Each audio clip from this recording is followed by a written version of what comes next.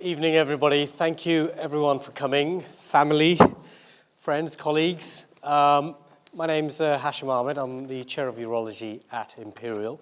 And it's a real pleasure for me to welcome you all here to listen to Professor Marcus Drake's inaugural lecture. My job is to not mess up the beginning and the end of this session, so I'll try not to say anything stupid, other than it was a real emotional event when we interviewed for Marcus's post, and a day that I will really remember for the rest of my life. So a real honor for him to be one of our colleagues, esteemed colleagues.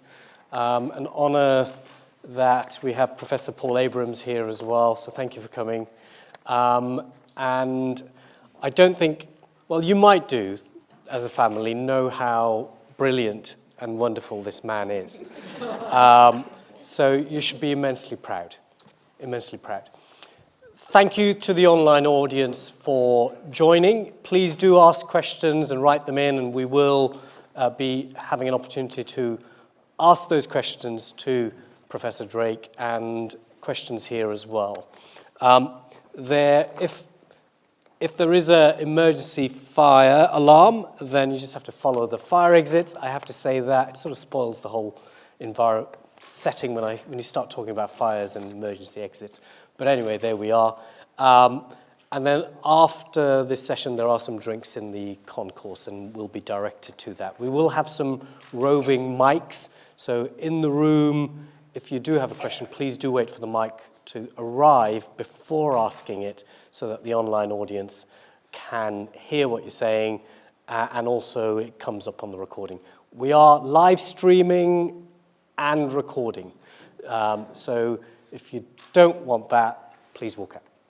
But no, don't walk out. Marcus.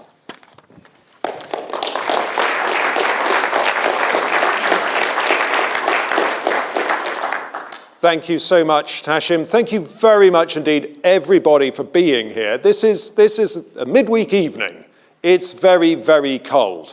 So to have braved Transport for London, I really appreciate it very much. This is an emotional experience for me too. The interview was quite emotional. I was in floods of tears. But let's be perfectly honest. What we do is not really at an individual level, is it? We're not individuals going out doing brilliant things. We are teams. We egg each other on. We inspire each other. And it's an environment, not an individual, that drives this forward. And that's what I would suggest is one of the big messages this evening, is we need to talk together, and we need to improve things and constantly strive to do better. So, in our context, because I would actually point out there's a lot of medicine which focuses on things like cancer, understandably, dementia, things that people are frightened of.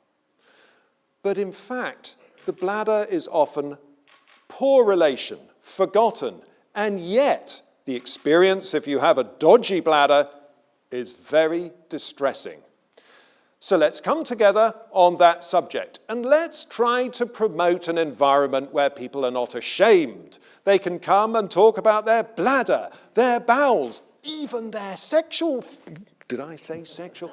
They can talk about stuff and not be embarrassed. So in a previous life, I've come from Bristol. That's to the west. It's colder and wetter. That's why I'm here. But it was very nice in Bristol. It was very good. It was inspirational. And Paul, who will be speaking later, was a big part of this. He inspired the Certificate of Urodynamics, the International Consultation on Incontinence questionnaires, which are the leading patient-reported outcome measures. We also had our microbiology, and Paul's colleague, Roger Fenley, was very important in catheters, and that's driven through, as you'll see later. And we had a fantastic physiology department with Chris Fry. So it continues in great strength. There's Hashim, Andrew Gami, Laura Thomas. This was a great environment to work in clinically. And academically, outstanding. We had Athene Lane as a methodologist, and these individuals, there was Sam, Amanda, Jess, and Joe, giving their heart to drive through successful completion of studies like Upstream and Triumph. Sadly, Pursuit collapsed as a result of COVID. But we're going to be talking about all these and come to London. Because Bristol is an elite organisation which needs to spread its good practice to wider environments. And within London, you've got an ultimate platform to make a difference.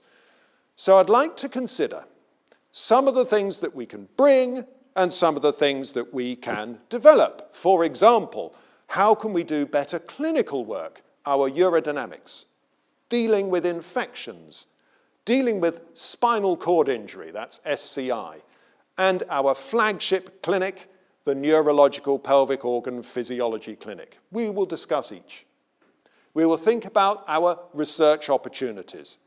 There's been so much dialogue that I've been able to enjoy already here, thinking about how to treat yourself with your urinary symptoms before coming to see the doctor, supporting the GPs, doing a better job of prostate enlargement, bearing in mind that King Charles may well want to be randomized into the study that we are leading, the PREMIS study. Assessing pelvic organ function, thinking about infections, bacteria, emerging collaborations. We'll cover these. But we have got to be honest. The challenges are considerable. We've got to work out what to do in a restricted funding environment when we're under strain because of administration, because of strikes, because of many challenges. We've got to do a better job on clarity of message. We're not so good at actually conveying the meaning of the research that we do. And unfortunately, I would say there is some need to change the culture. We can, and we have to. Now, in childhood, we potty train. We're very clever children. Once we learn to get control, we feel so proud. It is part of us that we can confidently do a talk, sit in a lecture, go and do activities, and not be incontinent. Unfortunately, it's vulnerable. There is a risk that you could lose continence, urinary, bowel, and other things. And this is a disaster.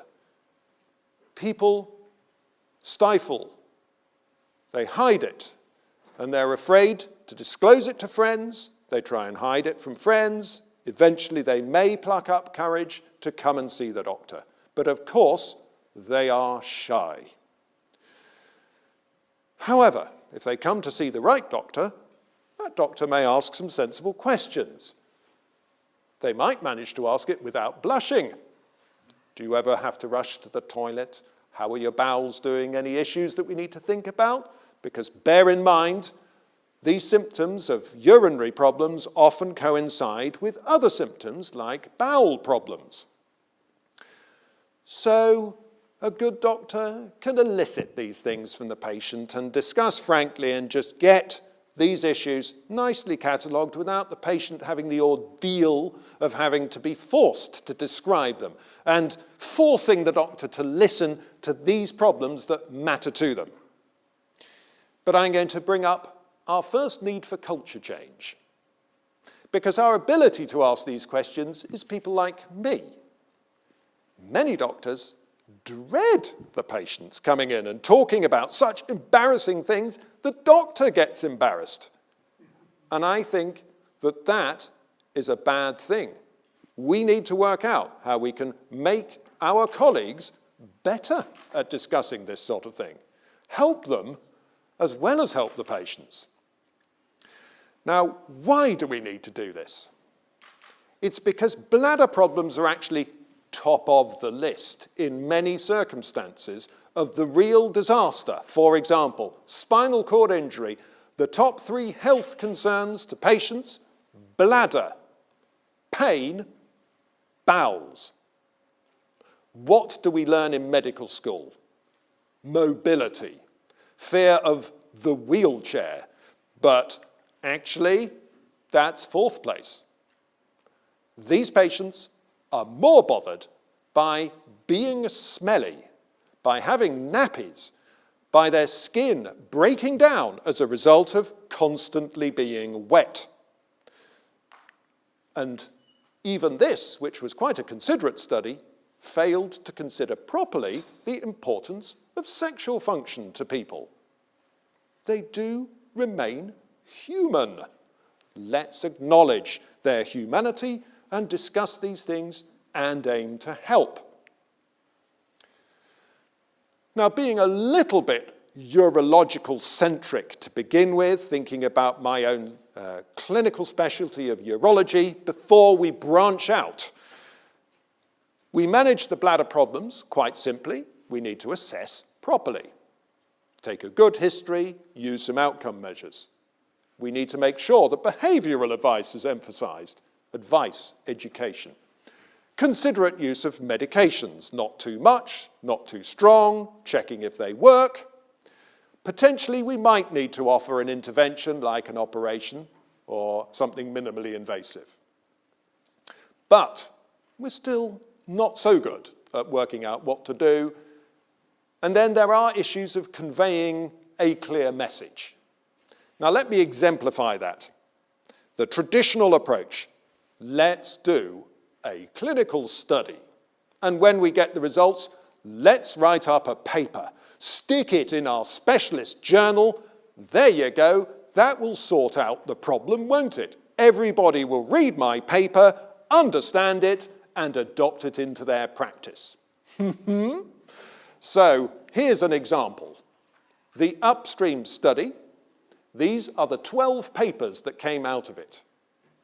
Now, realistically, you can't even read the 12 titles. We can't realistically expect people to read all 12 papers, assimilate, understand, and introduce that into practice. We really can't. Now, I was Impact Director at the Research Exercise Framework in Bristol, and that role is about teaching doctors how to get a message over with simplicity, clarity, and effectiveness. And Emma Cullen, there she is. Now, we spent a long time designing this. This is the distillation of all 12 papers into one slide that you can just have stuck to the wall of the examination room in clinic. Hey, Lena, let's stick it to the wall. And anybody seeing that, if they've had a little bit of introduction to it, knows how to manage, to emphasize whether symptoms are bothersome, what tests might be needed, and when. Any urological trainee, this is how to pass this element of FRCS urology. Next challenge. And again, Lena and Mary Joy, we've had a lot of fun really making sure that what we do in our urodynamic unit is elite. And it is. What Mary Joy in particular, when you do a study, sorry, she's blushing, don't be shy. What she's producing is first rate. All the parameters, according to the International Continence Society, are met. But many units around the country, they're not doing it to the same standard. They are failing to verify the key measurements. They just say, the report says this is the result, and not checking it. And about a quarter of the time, the result is wrong. If you just look at the report, you have to go to the traces and check it. They're not even maintaining the equipment according to manufacturer instructions. Well, come on. If you like doing an MOT, I like the fact that the brakes on my car work because I get them checked every year. If I didn't bother to check them for about 10 years, would you want a lift from me? So don't get your urodynamics done at a unit that hasn't calibrated their equipment or maintained it for 10 years. And unfortunately, we're not good on multidisciplinary. As doctors, we should talk to our nurses and we should engage to make sure the nurses are clear what we want, and then we should listen to them when they're describing it, and we talk. It's what we do, but many units do not. Let's change that, shall we? Now, this was a nice study. We just published this in the British Medical Journal. Very happy to have achieved the recruitment of 1,000 men who were randomized to receive a standardized, manualized intervention, which is an advice leaflet, skillfully written with excellent patient and public involvement. Either that or usual care, which is GPs did what they thought best. There was a significant difference in the symptom scores at 1 year, which is 9 months after the end of the intervention, and so it's an important study and one of which I am partly proud. Partly because disaster, in my view, we had 1% of the population non-white. We really need to try to work effectively to ensure that we are inclusive and diverse in our recruitment. Now, this was not a deliberate intention. We assumed that our recruitment would reflect the population where we were recruiting, and we were wrong. So, in redemption, we are running a study now in which we are trying to help women with bladder or bowel problems, or both, particularly those that are living in underserved communities where there is poor access to healthcare or indeed lack of trust in healthcare, to recruit them into a study in which we will offer them self-care considerately delivered with linguistic and cultural considerations emphasized in their own languages. Now, as you can imagine, that will be difficult. Now, luckily, the Imperial Clinical Trials Unit, the surgery division, Natalia, Nick, Sassy, this is an effective group, and we will be doing our best to deliver. And we need help and support, and any access to expertise and public involvement that might contribute, we'd love to hear from you.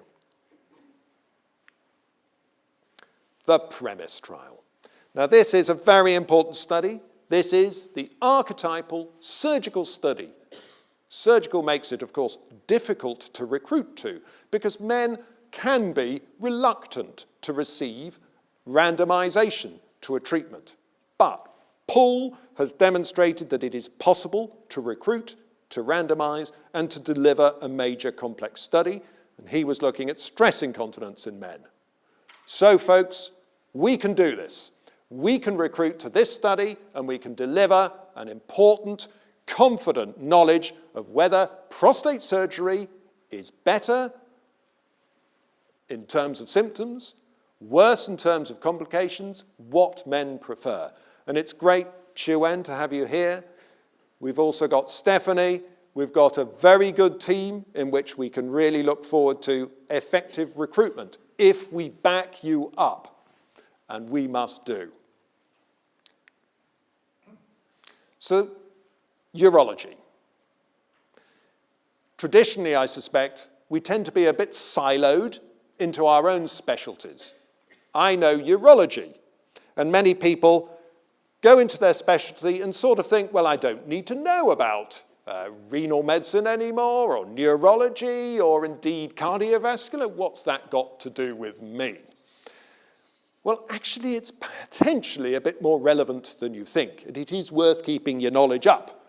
Because, here's an example. In my area, I see a lot of people that have to go to the toilet very often.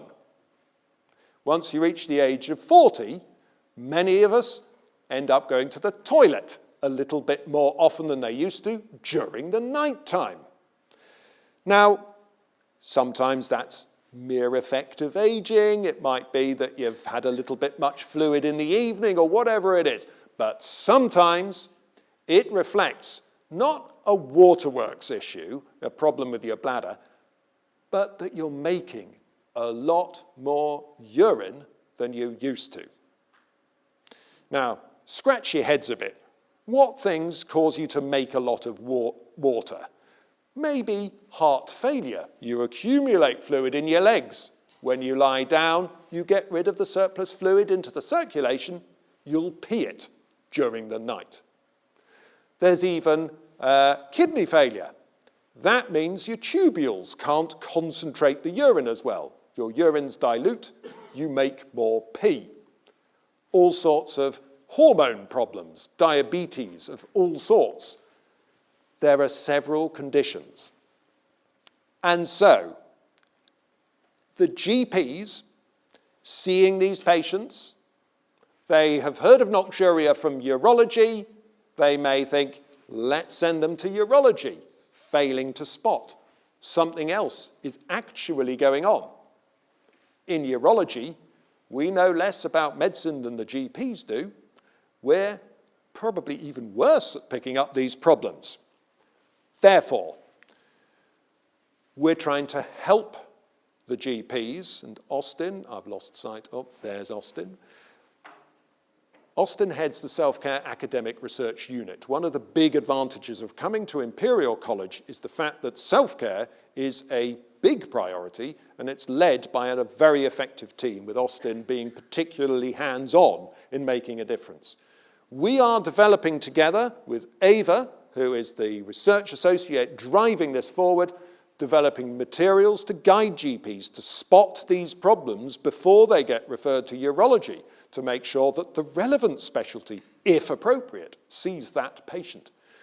And making it particularly easy by incorporating into the GP's software a pop-up. If the patient types in, if the GP types in nocturia, because that's what the patient said, a pop-up appears and you follow a link to get relevant information. And that makes it so much easier. And then we're introducing, through the Primary Care Research Network, an opportunity to test how the GPs and potentially the patients get on with this information. So we're conveying a clear message, adapting things to help where it's going to be helpful. Now, as if that wasn't complicated enough, my title is Professor of Neurological Urology. So it's about time we thought about the nervous system. So what have we got to work out? Your waterworks are not that simple. You do have the bladder. It's the reservoir. It stores the pee. It's able to store because there's another muscle, the sphincter, which stays shut unless you open it at the toilet. For the men, there's an additional muscle group, the bladder neck, which is crucial in sexual function because the urinary tract of men is genitourinary. It carries both the sexual and the bladder outlet. So you need to wire this up correctly. What's it got to do? Well, it needs to function right at each given moment. So, for example, at the moment, it is not appropriate for me to pass urine. The reason I know it's not appropriate right now is my brain is saying, there's people here. Don't pass urine, Marcus. I am obedient. So your brain considers your circumstances and it knows, well, this will all be over in half an hour, thank God. It makes plans. I'll wait. It then has to make sure that it's instructing the next level down, your brainstem, which conducts the process. Your brainstem at the moment is saying, bladder, shush, just store. Sphincter. So it's the conductor. And then, of course, it has the actual muscle instructions, the nerve groups that control the muscles, rather, different bits of the spinal cord. Each of those three centers has a different bit of spinal cord controlling it. Then there's wiring that goes from the spinal cord out to these organs, following various anatomical routes. And they're all a bit different, which gives us opportunity. So in summary, There is a central nervous system that I extracted. It has various key components. Think about each one. First one, oh, that slipped a bit, the periaqueductal grey. This gets a lot of sensory information. Sensory information that's all subconscious until the periaqueductal grey says, ooh, that one's a priority. Okay, brain, pay attention to whatever it thinks, which might be your bladder. Then there's the frontal cortex. This is your decision-making area, social appropriateness, planning, deciding whether to pass urine. That is in charge.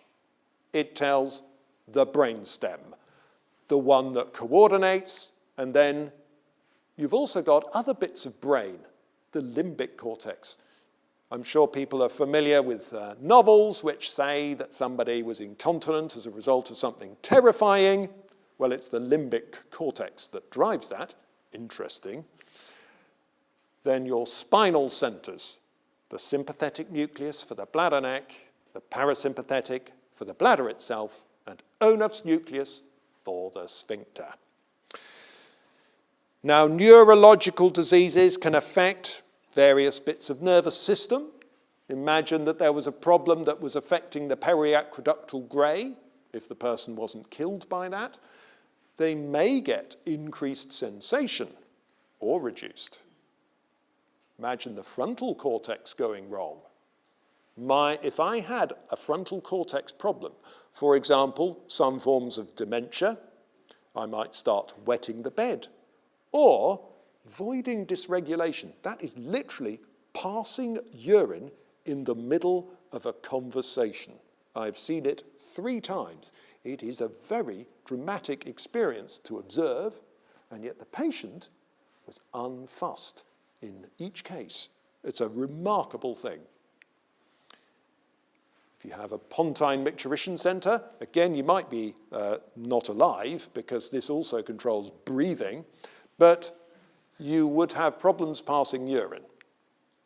If you had a problem in the sympathetic spinal cord as a man, there might be problems with sexual function, specifically dry orgasm, unable to pass urine, or stress incontinent. You start to see that we can map and anticipate which bit has gone wrong according to the symptoms reported by the patient. I don't know what would happen if you knackered your limbic cortex or your anterior cingulate gyrus. It would be very nice if one of these clever neurologists could possibly tell us. He's hiding.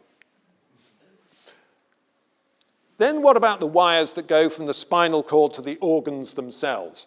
In yellow, we've got the sympathetic nervous system running from thoracolumbar across the back of the abdomen towards the bladder and the organs there. We've got the parasympathetic in pink running around the rectum in this male patient towards the bladder. And we've got the pudendal nerve, which runs past the anus, along the ischiopubic ramus to the penis. In a female patient, we have got the equivalent, exactly the same,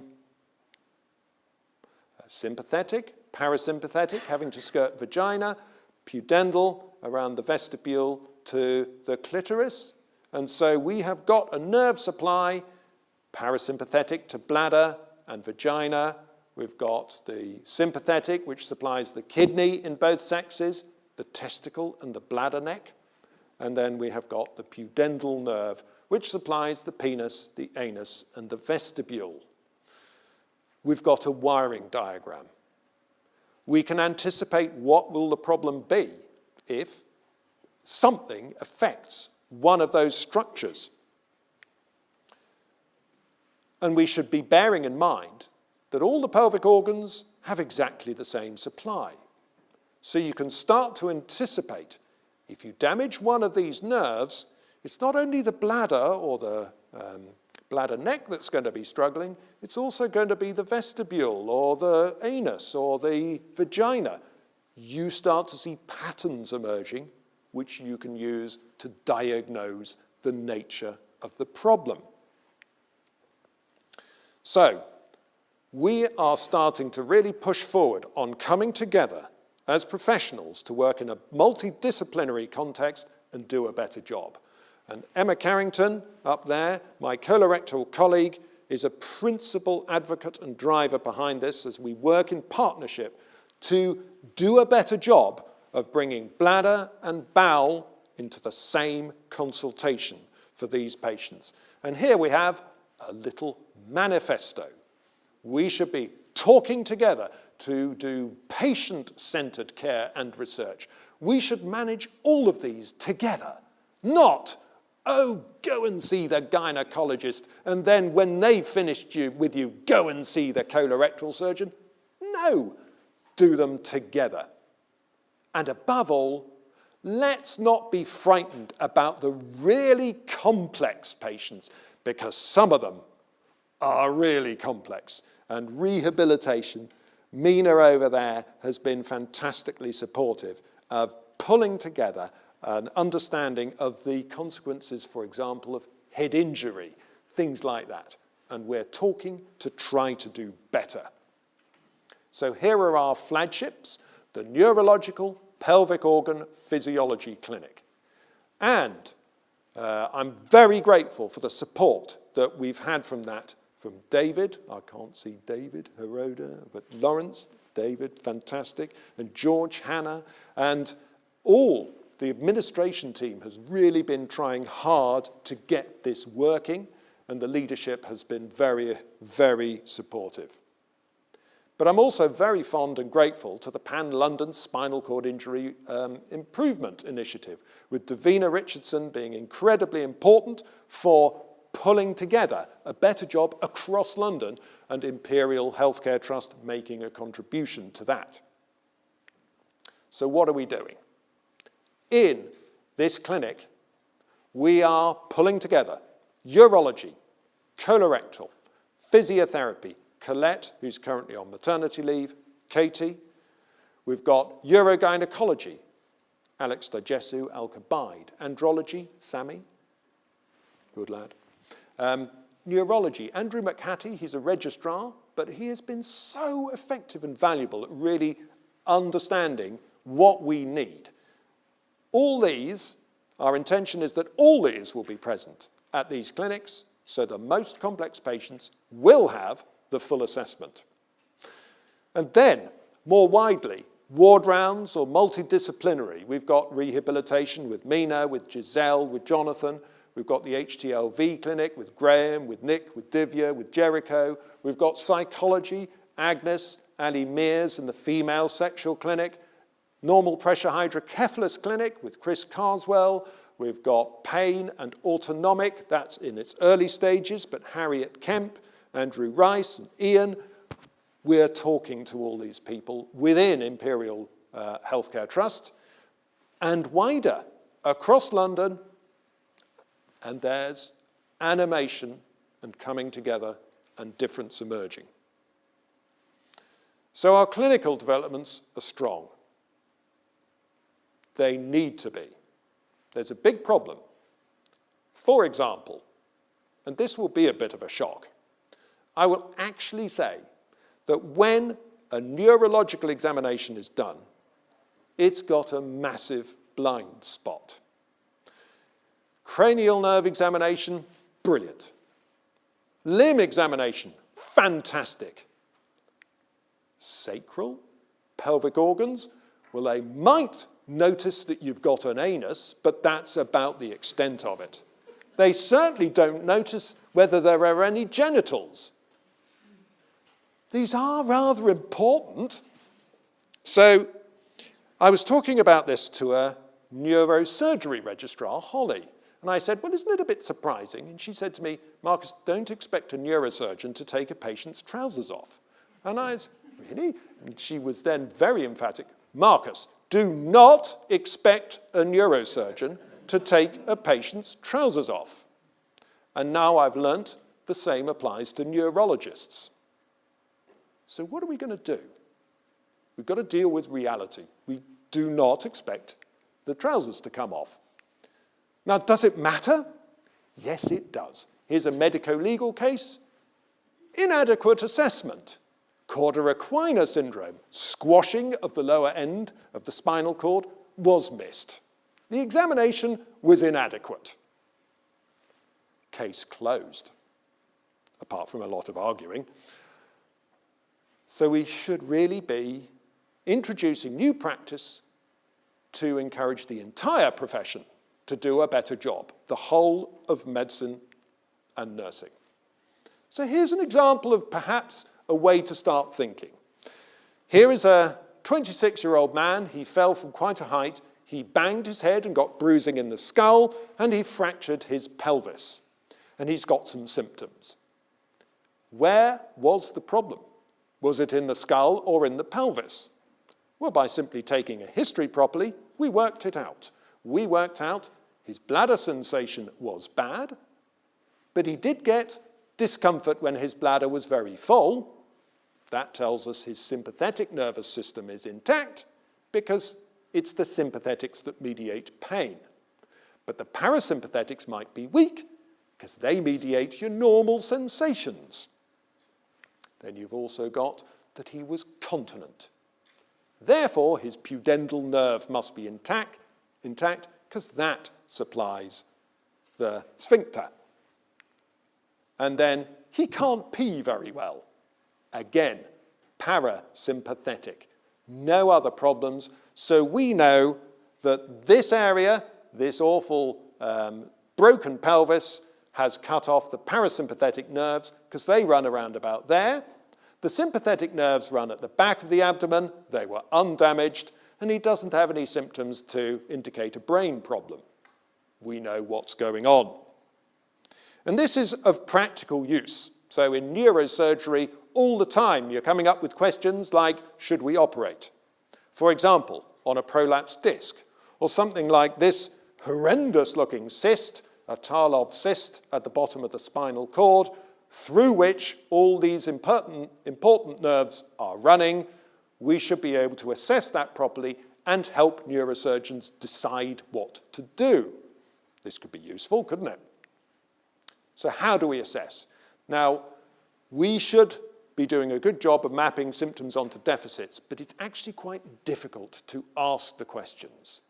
It's also quite difficult for the patient to convey what they're experiencing. So Katie here is running a project within the NPOP clinic to talk to the patients, to identify their experience, and to come up with a coherent system which will help us to interrogate their symptoms and understand better what's going on. But that's only talking. We need to be aware as well that there are other opportunities other than the interview type research. So for example, we should really be thinking about whether people have got a complex problem or a risk of a complex problem, for example, if they were to undergo an operation in the future. So Neha Sira, who is a senior registrar in urology, she ran this consensus statement about bowel dysfunction because we use bowel segments to reconstruct the urinary tract. But if we do that without thinking about the effect on the bowel and the urinary tract, the patient could have an awful complication. So in the medium term, we're going to be talking about a much more detailed, sophisticated, investigation-driven, with scanning and neurophysiology, to think about the impact on this complicated nerve supply if somebody needs surgery for cancer, particularly if they also need radiotherapy or chemotherapy, because that can damage all your nerves. Well, of course, your past medical history might be relevant. So Sadaf, Rakesh, Harriet, we've got a group together to start discussing this, which we'll bring together in the near future. I'd be very keen to hear from any neurophysiologists that might be interested as well. You're very valuable people.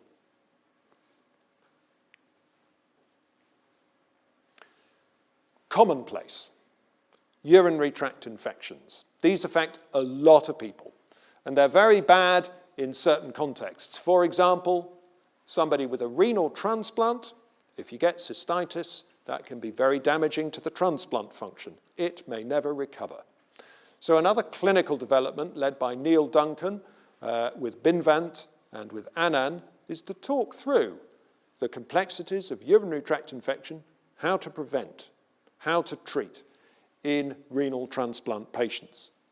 And we're starting to develop another within urology to look at our complex urinary tract infections. We're quite lucky in Imperial because there is strength in microbiome research.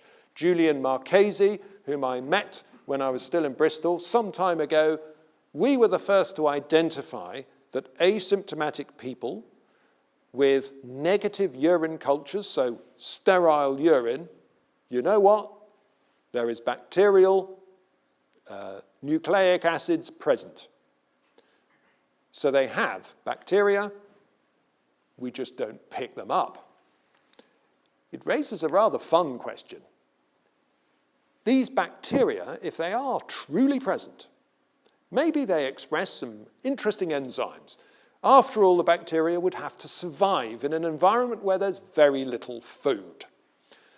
So these bacteria may have the advantage, if they express the right enzymes, if they can extract sugars off any molecules in the urine. Now, the way our body detoxifies harmful substances like carcinogens is to stick a sugar on them. That makes them soluble, and then they appear in the urine, where they are stored for a while in the presence of these bacteria and potentially with these enzymes hunting that sugar. So could they take off the sugar, off that dangerous toxic carcinogenic substance, thereby exposing that patient to the risk of bladder cancer? It's a fun project. Julian, Rakesh, Hector, Kian and I were trying to get this funded. It's a bit hard work at the moment. Eventually.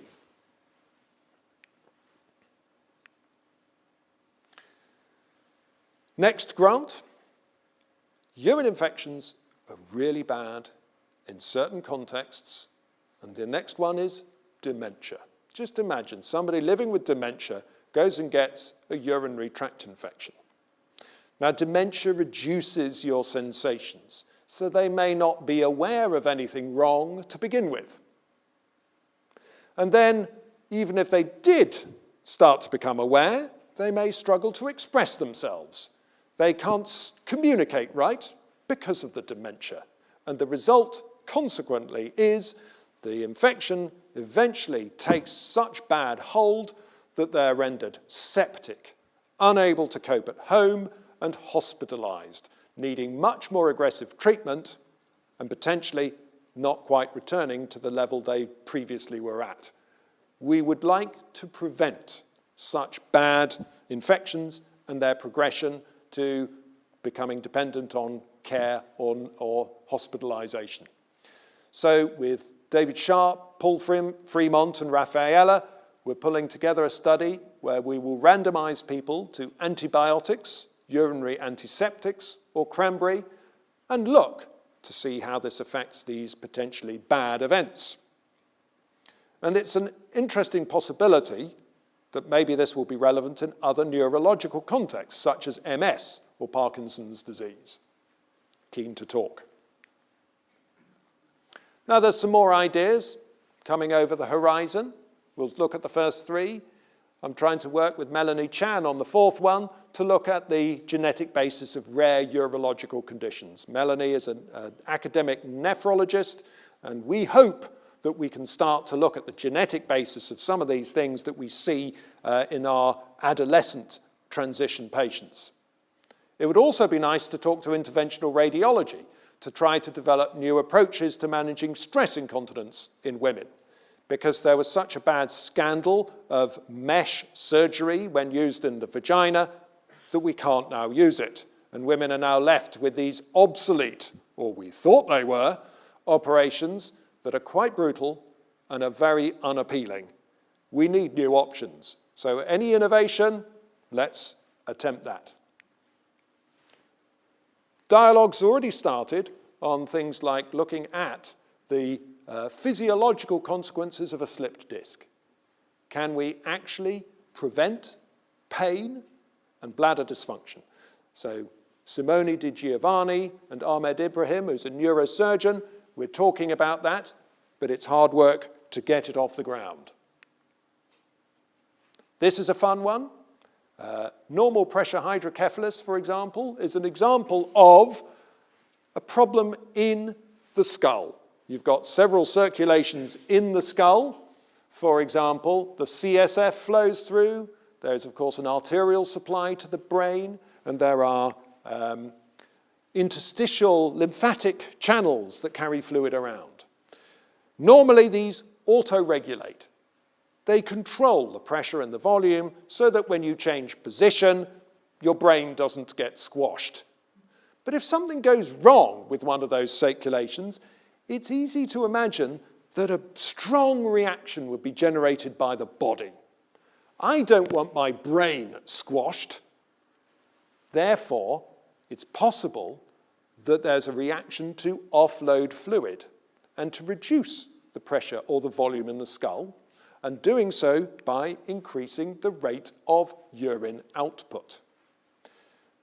This idea came up because of normal pressure hydrocephalus. I saw 2 women with that who, when they lay down, that's when they started to produce urine, and their entire urine output was made when they were trying to sleep. And they didn't pee at all when upright. Therefore, we would love to test this hypothesis. Chris Carswell running the NPH clinic, we've started talking about that. Neurosurgery, again, this will be very relevant indeed. And then, last study, our good old classic Foley catheter. We'd love to get rid of it, to put it for more pleasant uses than sticking it in somebody's bladder. After all, it is a dreadful thing. The balloon holds a great pokey thing into the bladder wall where it gets blocked and is painful. So for the last 10 years, we've been working on this design, and we've finally done the first in human testing published last year, the Flume urinary catheter. It drains better and it doesn't stick in. We're hoping for a CE mark this year, and as soon as we get that, we can do a randomized trial of the Flume catheter against the Foley.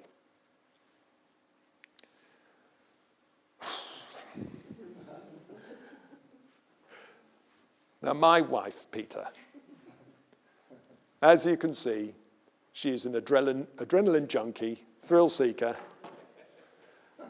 She married me because of my ability to innovate, and so I innovated a much more exciting form of Jenga. Just to be clear, that's not her.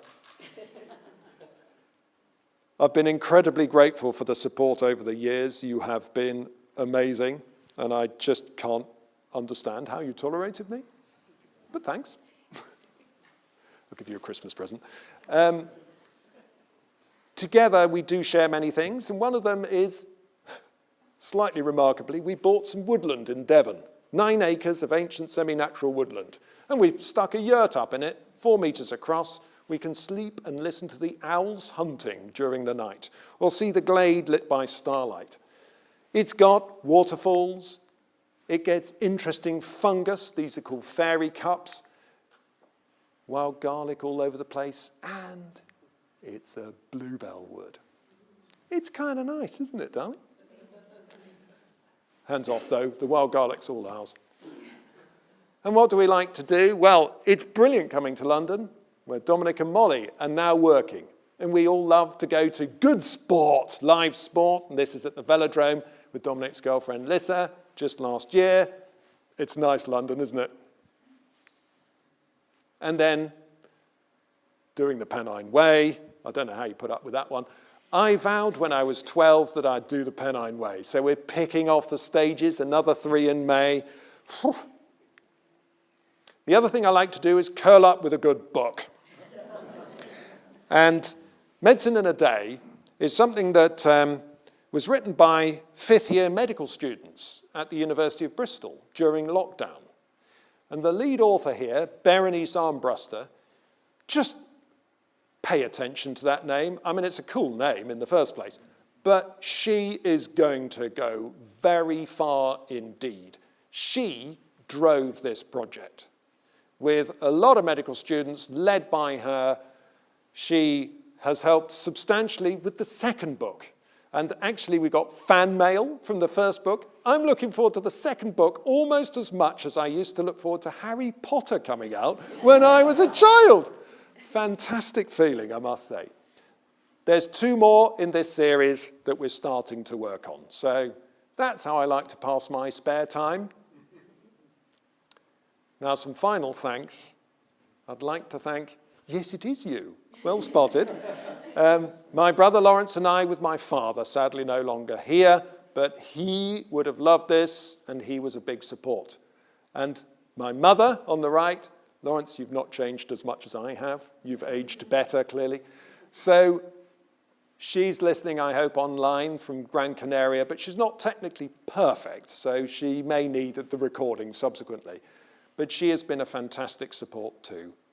But then the other person I'd really like to thank is Lorna. Where's Lorna? Looking a bit shocked. Lorna is my PA, Hashim's PA, Rakesh's PA, and you've done so much, so thank you. Oops, it would help if it didn't. Thank you very much indeed. So I really appreciate everybody being here. I appreciate, Lorna, the efforts you put in, the organising team, the AV, people who've given up their evening. Thank you, because this is a topic that means so much. We have discussed our opportunities. They're very, very big, but we must talk together. So let's encourage and be kind. Thank you.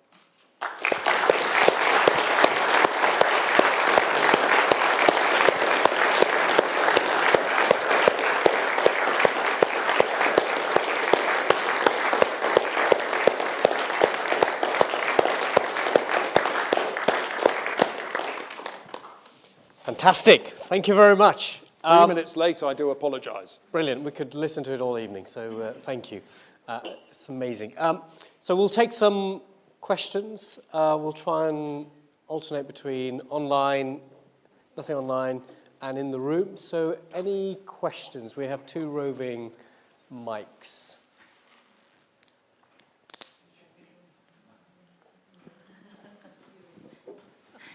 Emma.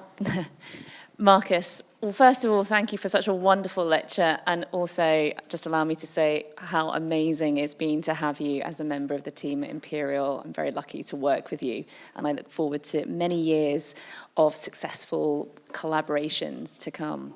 I thought that your comment about recruitment of patients and potentially the cultural aspects of symptoms, how people express their symptoms, how people might understand or feel or react to symptoms of bladder and bowel incontinence might differ.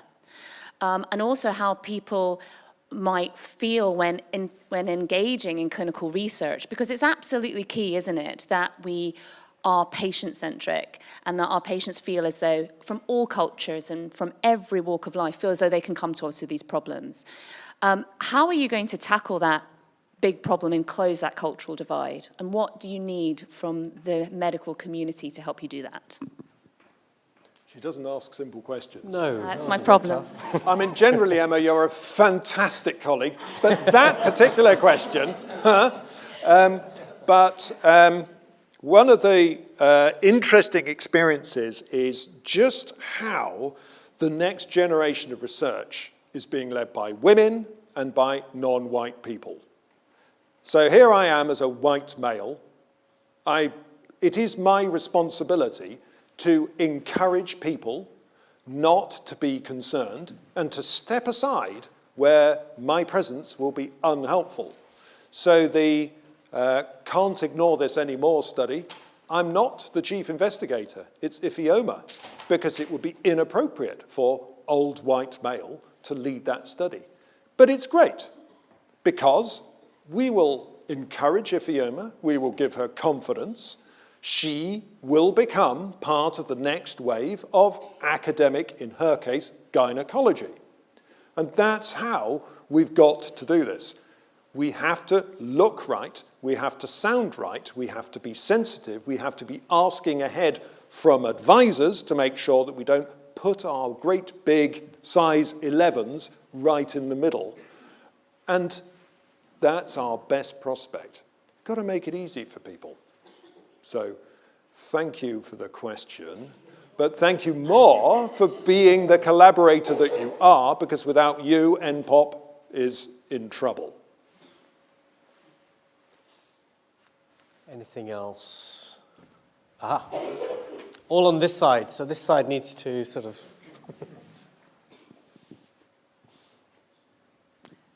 Again, thank you very much for a very inspirational talk. I was wondering if you had any ideas on how to improve the assessment of the sacral segments from the multidisciplinary team.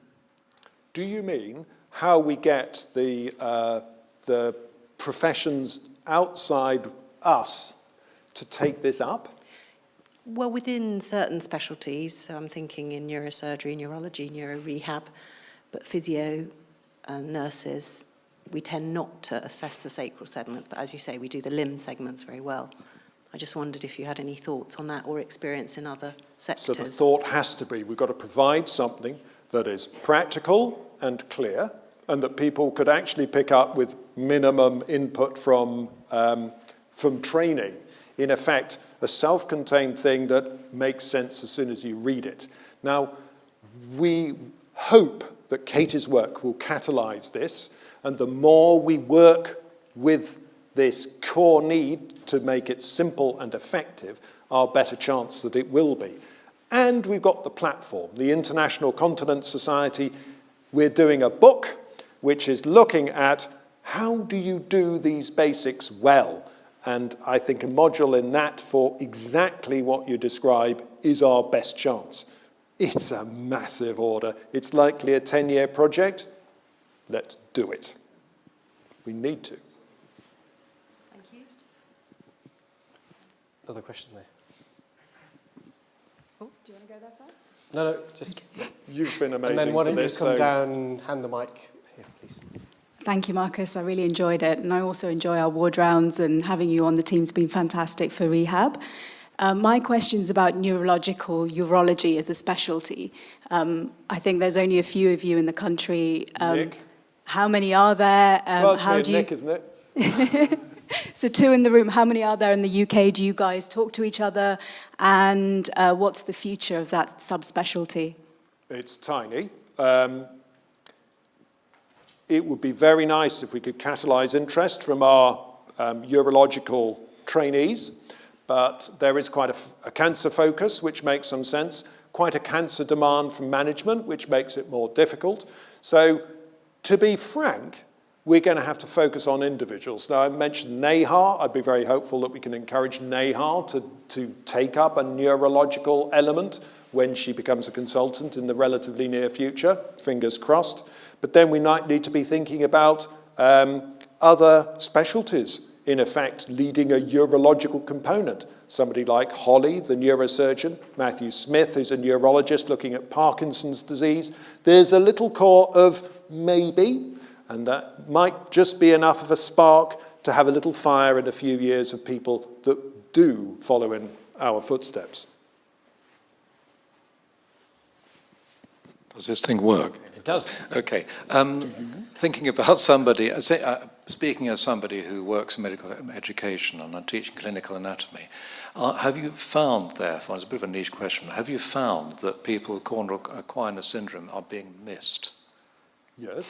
A lot, right. Oh, absolutely. It's And I think it's much more, those two over there, as spinal cord injury initiative and rehabilitation, we've got plenty to talk about.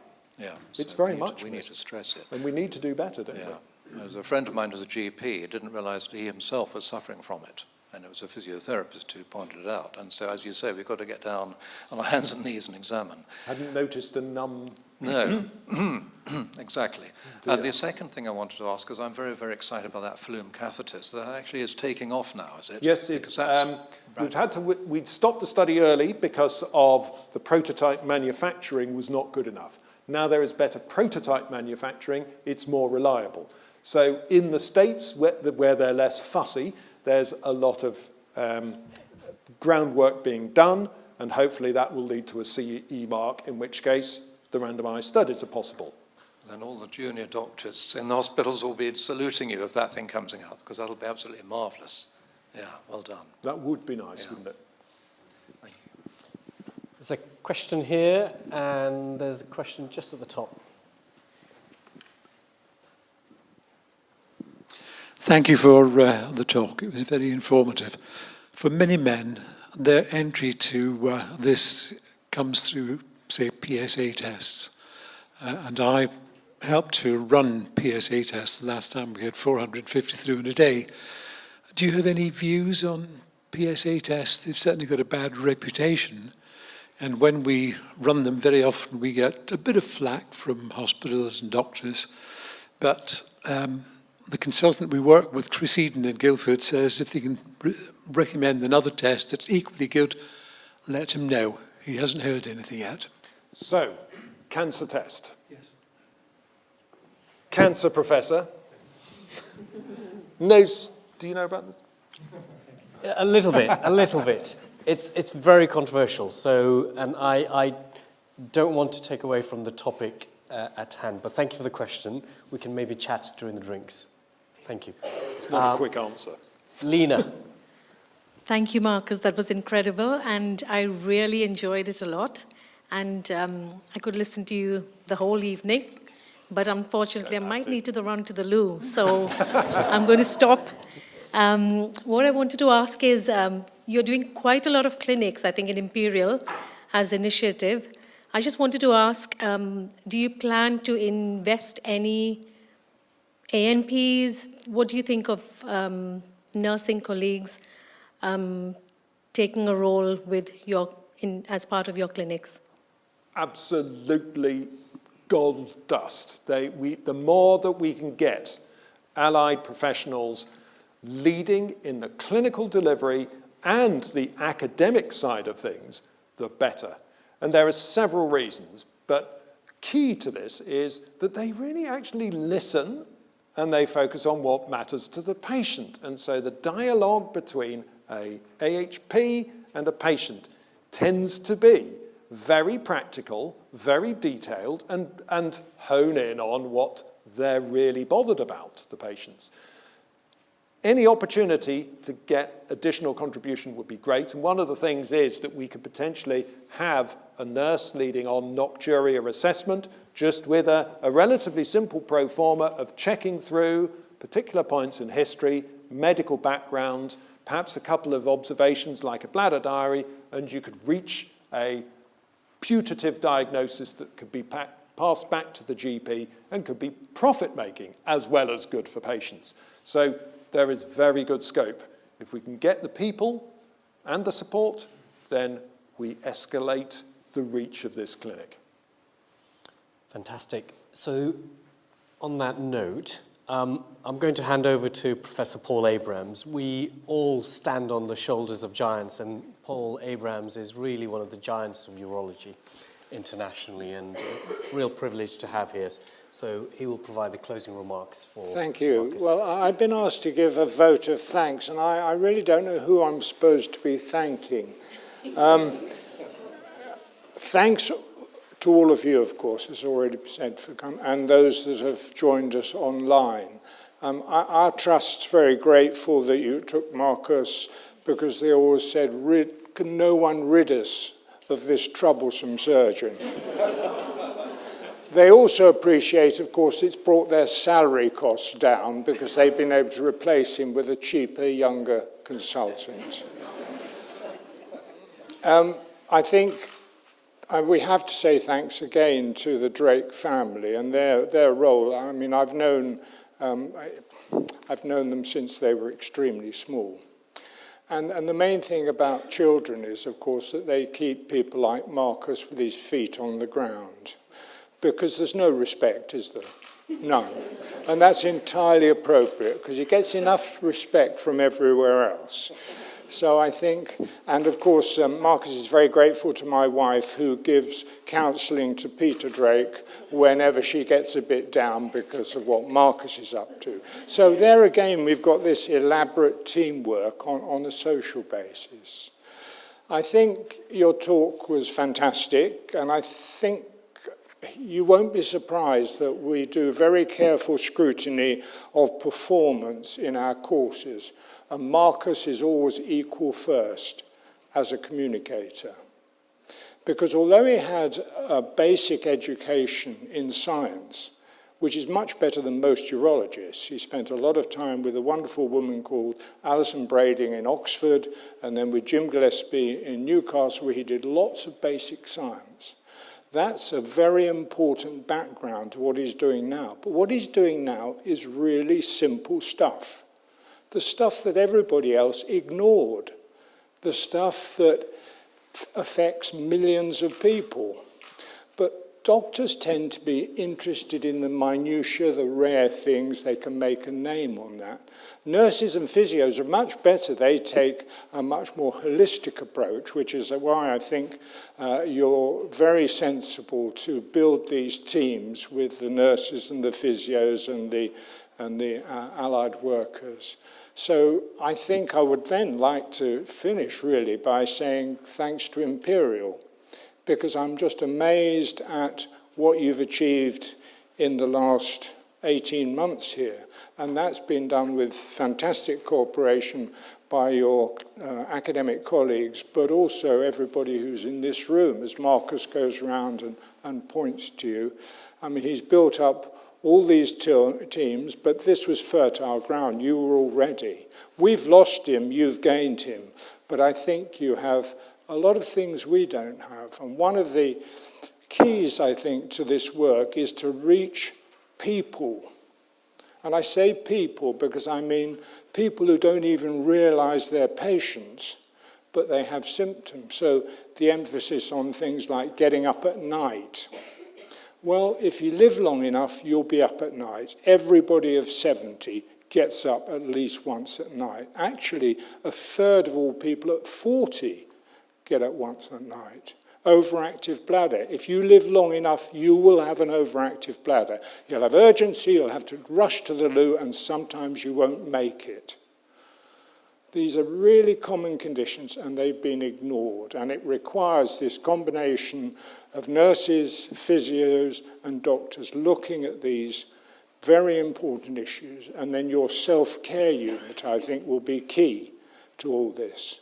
And I'm very impressed because the government had an initiative. I didn't see who the self-care guru here was, but the government had an initiative with self-care some years ago. Then it all went quiet. They gave it up. Well, I'm glad you haven't given it up, because this is very, very important. And that's the only way that we're going to improve healthcare is by getting patients, telling patients it's okay for you to take responsibility. You don't have to ask a doctor's permission to do this, that, and the other, and you can make your quality of life so much better. So I think, thanks, Marcus, for a fantastic talk. We need to get the students, and ICL perhaps can do this because you've obviously got the interest, train them. They spend hours doing communication skills. What the hell do they learn? They're still embarrassed to talk to a patient about bowel function, bladder function, and ask them if they have any trouble with their sex lives. So they must practice this, mustn't they, amongst themselves? Now, I don't know whether, the female medical students will want to ask the male medical students about their sex lives. There must be some way around it. Must be role acting in some way. But it's got to be done because it's the embarrassment of the doctors that's the problem. I think that nurses aren't nearly so embarrassed. I'm not sure I can speak for physiotherapists. Anyway, I don't know whether I've given the right vote of thanks, but thank you for inviting me. It was a privilege to be here with you all, and I'm very impressed. Thank you.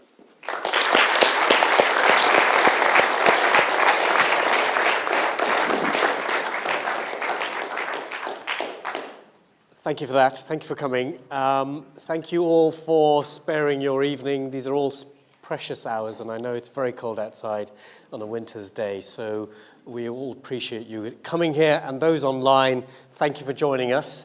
And finally, Marcus, thank you very much.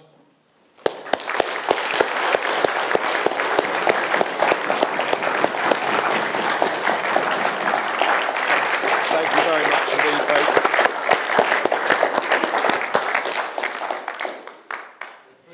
A glass of wine.